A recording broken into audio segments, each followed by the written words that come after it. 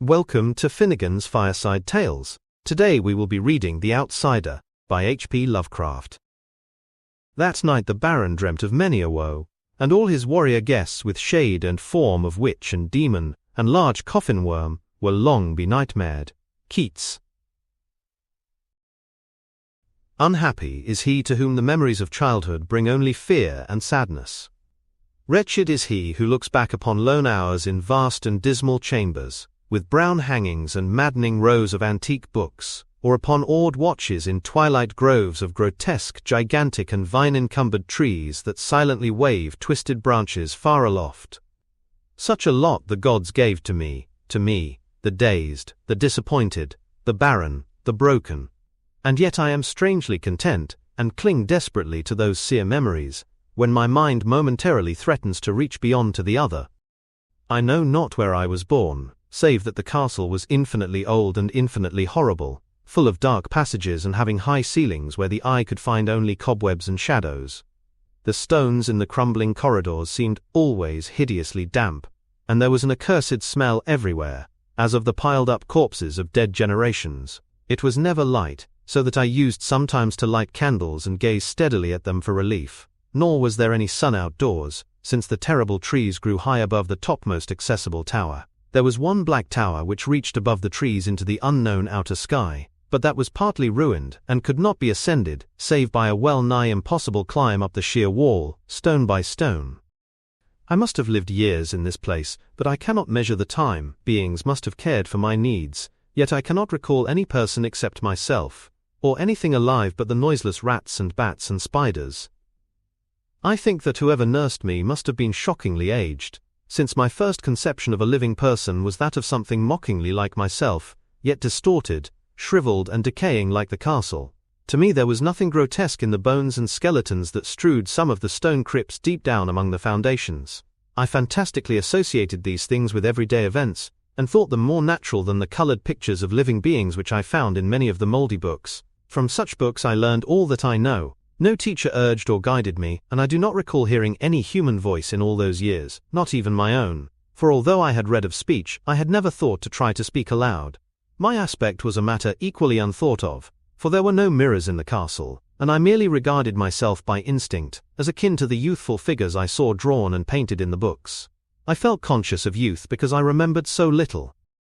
Outside, across the putrid moat and under the dark mute trees, I would often lie and dream for hours about what I read in the books, and would longingly picture myself amidst gay crowds in the sunny world beyond the endless forest.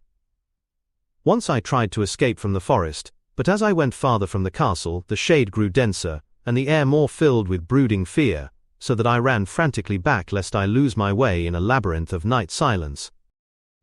So through endless twilights I dreamed and waited, though I knew not what I waited for. Then, in the shadowy solitude, my longing for light grew so frantic that I could rest no more, and I lifted entreating hands to the single black ruined tower that reached above the forest into the unknown outer sky. And at last I resolved to scale that tower, fall though I might, since it were better to glimpse the sky and perish than to live without ever beholding day. In the dank twilight I climbed the worn and aged stone stairs till I reached the level where they ceased, and thereafter clung perilously to small footholds leading upward. Ghastly and terrible was that dead, stairless cylinder of rock. Black, ruined and deserted, and sinister with startled bats, whose wings made no noise, but more ghastly and terrible still, was the slowness of my progress, for climb as I might, the darkness overhead grew no thinner, and a new chill, as of haunted and venerable mold, assailed me. I shivered as I wondered why I did not reach the light, and would have looked down had I dared. I fancied that night had come suddenly upon me, and vainly groped with one free hand for a window embrasure, that I might peer out and above, and try to judge the height I had attained.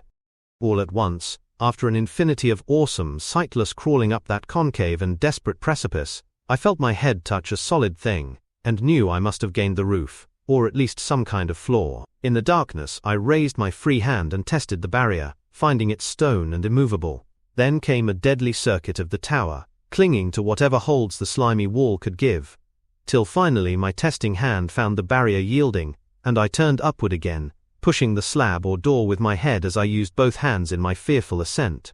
There was no light revealed above, and as my hands went higher, I knew that my climb was for the nonce ended, since the slab was the trapdoor of an aperture, leading to a level stone surface of greater circumference than the lower tower, no doubt the floor of some lofty and capacious observation chamber.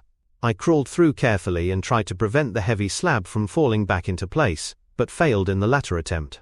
As I lay exhausted on the stone floor, I heard the eerie echoes of its fall, but hoped when necessary to pry it up again. Believing I was now at a prodigious height, far above the accursed branches of the wood, I dragged myself up from the floor and fumbled about for windows, that I might look for the first time upon the sky and the moon and stars of which I had read. But on every hand I was disappointed, since all that I found were vast shelves of marble, bearing odious oblong boxes of disturbing size. More and more I reflected, and wondered what hoary secrets might abide in this high apartment so many eons cut off from the castle below. Then unexpectedly my hands came upon a doorway, where hung a portal of stone, rough with strange chiseling. Trying it, I found it locked, but with a supreme burst of strength, I overcame all obstacles and dragged it open inward. As I did so, there came to me the purest ecstasy I have ever known, for shining tranquilly through an ornate grating of iron and down a short stone passageway of steps that ascended from the newly found doorway, was the radiant full moon, which I had never before seen save in dreams and in vague visions I dared not call memories. Fancying now that I had attained the very pinnacle of the castle, I commenced to rush up the few steps beyond the door, but the sudden veiling of the moon by a cloud caused me to stumble, and I felt my way more slowly in the dark. It was still very dark when I reached the grating, which I tried carefully and found unlocked, but which I did not open for fear of falling from the amazing height to which I had climbed. Then the moon came out. Most demoniacal of all shocks is that of the abysmally unexpected and grotesquely unbelievable. Nothing I had before undergone could compare in terror with what I now saw, with the bizarre marvels that sight implied. The sight itself was as simple as it was stupefying, for it was merely this: instead of a dizzying prospect of treetops seen from a lofty eminence, there stretched around me on a level, through the grating, nothing less than the solid ground, decked and diversified by marble slabs and columns, and overshadowed by an ancient stone church, whose ruined spire gleamed spectrally in the moonlight. Half unconscious, I opened the grating and staggered out upon the white gravel path that stretched away in two directions. My mind, stunned and chaotic as it was, still held the frantic craving for light, and not even the fantastic wonder which had happened could stay my course. I neither knew nor eared whether my experience was insanity, dreaming, or magic, but was determined to gaze on brilliance and gaiety at any cost. I knew not who I was, or what my surroundings might be, though as I continued to stumble along, I became conscious of a kind of fearsome latent memory that made my progress not wholly fortuitous. I passed under an arch out of that region of slabs and columns, and wandered through the open country, sometimes following the visible road, but sometimes leaving it curiously to tread across meadows, where only occasional ruins bespoke the ancient presence of a forgotten road. Once I swam across a swift river, where crumbling mossy masonry told of a bridge long vanished. Over 2 hours must have passed before I reached what seemed to be my goal, a venerable ivied castle in a thickly wooded park, maddeningly familiar, yet full of perplexing strangeness to me.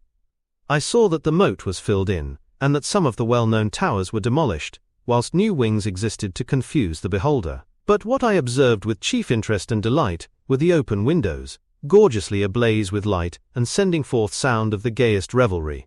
Advancing to one of these, I looked in and saw an oddly dressed company indeed, making merry and speaking brightly to one another. I had never, seemingly, heard human speech before, and could guess only vaguely what was said. Some of the faces seemed to hold expressions that brought up incredibly remote recollections. Others were utterly alien.